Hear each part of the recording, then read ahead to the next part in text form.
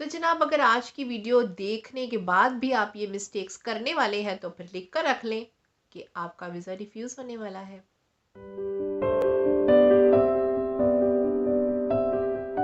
अस्सलाम वालेकुम जी, कैसे हैं आप सब लोग? आई होप आप सब बिल्कुल खैरियत से होंगे। अल्लाह ताला आप सबको हमेशा खुश और आबाद रखे, आमीन।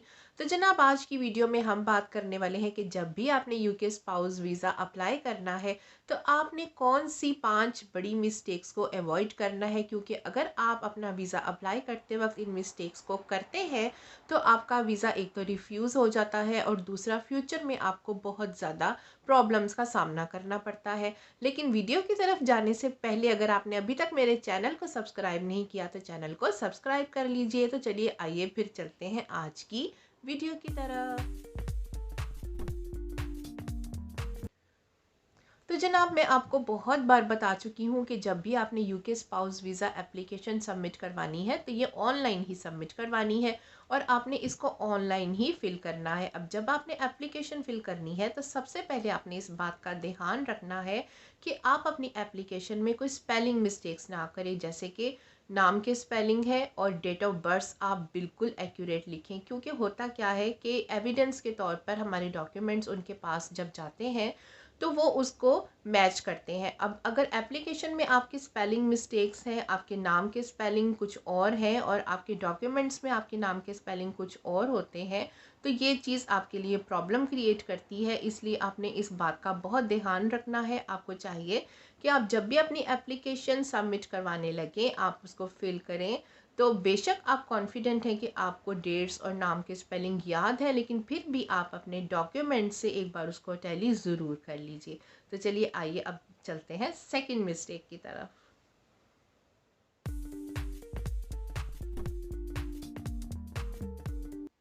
तो जनाब, सेकंड बड़ी मिस्टेक जो है जिसको आपने अवॉइड करना है वो ये है कि आपने कभी भी अपनी एप्लीकेशन फिल करने के बाद उसको प्रूफ रीडिंग किए बगैर सबमिट नहीं करना है, क्योंकि सम टाइम जब हम अपनी एप्लीकेशन फिल कर लेते हैं तो उसमें कुछ ना कुछ कोई ऐसी छोटी छोटी मिस्टेक्स रह जाती हैं जिनको हम इग्नोर कर देते हैं।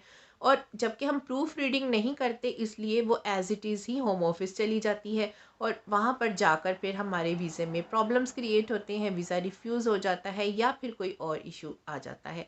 तो इसलिए आप कोशिश करें कि जब भी आप अपनी एप्लीकेशन फ़िल करें, चाहे आप खुद फ़िल कर रहे हैं या फिर आप अपने लॉयर से करवा रहे हैं, तो आप अपने लॉयर को भी बोलें कि एप्लीकेशन फ़िल करने के बाद आपको इसका प्रिंट आउट लाज़मी निकाल कर दें, जिसको आप, आपकी वाइफ़ या आप दोनों या जो भी उस वक़्त लॉयर के पास अवेलेबल है पर्सन, वो अपनी एप्लीकेशन को बहुत ही ध्यान से स्पेलिंग्स के साथ डेट ऑफ बर्थ के साथ अच्छी तरह से उसको पढ़े, ताकि आपकी एप्लीकेशन बिना एरर के होम ऑफिस जाए। तो प्रूफ रीडिंग बहुत इंपॉर्टेंट है। तो चलिए आइए अब चलते हैं थर्ड नंबर पर।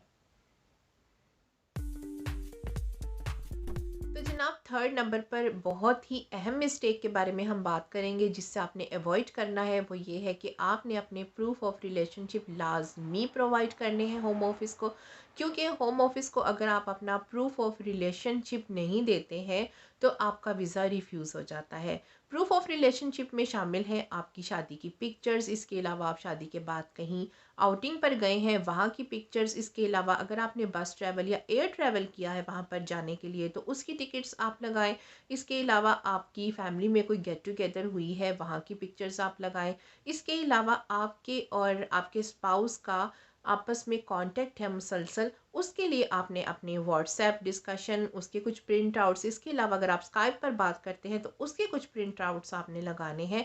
अगर आप ये मिस्टेक करते हैं तो आपका वीज़ा रिफ्यूज़ हो जाता है, क्योंकि होम ऑफिस इस बात पर बिल्कुल भी यकीन नहीं करता कि आपकी जो मैरिज है वो फेक है या फिर ये मैरिज जो है वो असली मैरिज है, क्योंकि आजकल बहुत से लोग फेक मैरिजेस भी करते हैं। इसलिए आपने इस चीज़ का एविडेंस देना होता है कि आपकी मैरिज फेक नहीं है। तो चलिए आइए अब नेक्स्ट नंबर पर चलते हैं।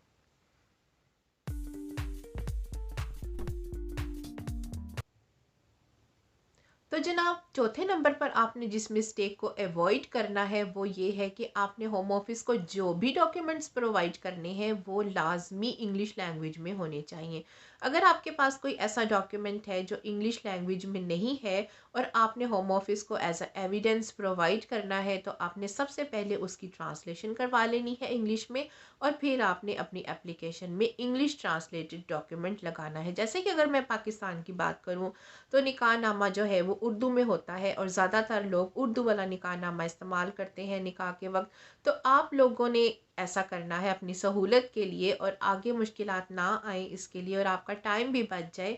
आप लोग अप जो भी निकाह ख्वान आपका निकाह पढ़ाने के लिए आए आप उनको पहले से बोल दें कि वो जब भी निकाह का फॉर्म ले तो वो इंग्लिश फॉर्म भी साथ में ले आए। तो आप निकाह के वक्त इंग्लिश और उर्दू दोनों फॉर्म्स को एक साथ फिल, क्योंकि होम ऑफिस वालों ने आपका डॉक्यूमेंट किसी से वहाँ पर ट्रांसलेट नहीं करवाना। उन्होंने तो कहना अच्छा ये हमसे तो पढ़ा ही नहीं जा रहा भाई, ये कौन सी लैंग्वेज में, इसको तो रिफ्यूज़ करो। तो इसलिए आपने रिफ्यूज़ल से बचने के लिए आपने सारे डॉक्यूमेंट्स को ट्रांसलेट करवा देना है इंग्लिश में।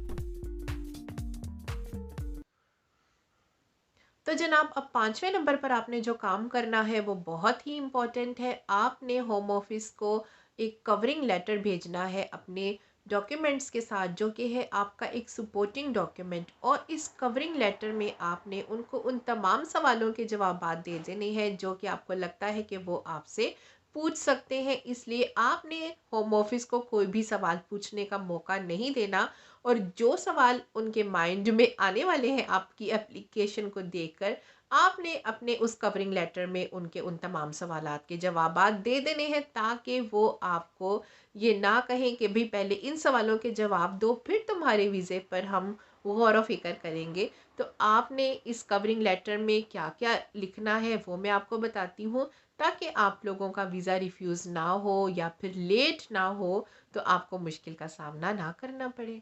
जो स्पाउस यूके में है यानी जो आपका स्पॉन्सर है, चाहे वो आपकी वाइफ है या आपके हस्बैंड हैं, जो आपका वीज़ा अप्लाई कर रहे हैं, अगर 1 साल के अंदर अंदर उन्होंने अपनी जॉब चेंज की है तो वो आपने उस कवर लेटर में उसको मेंशन करना है, या फिर 1 साल के अंदर अंदर उनकी प्रमोशन हुई है जिसकी वजह से उनकी सैलरी इंक्रीज़ हुई है तो वो भी आपने उस कवरिंग लेटर में मेंशन करना है।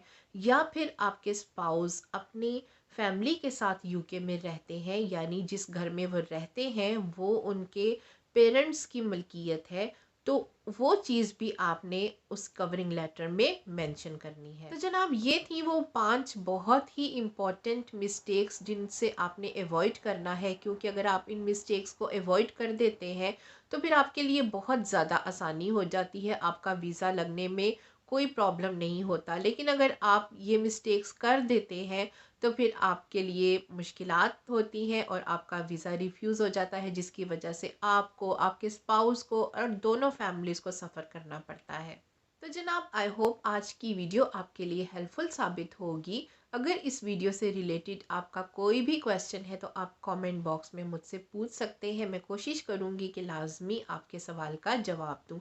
वैसे तो मेरे पास बहुत सारे क्वेश्चन आते हैं और मैं उनका आंसर भी कमेंट बॉक्स में कर देती हूँ, लेकिन मैं कोशिश करूँगी कि मैं इसके लिए एक सेपरेट वीडियो बनाऊँ जिसमें मैं आपके नाम के साथ आपके कमेंट शामिल करूँ और उनके आंसर उसी वीडियो में आपको दूँ, क्योंकि हो सकता है कि यही क्वेश्चन कोई और पूछना चाहता हो तो आपके क्वेश्चन से किसी और का भी भला हो जाए।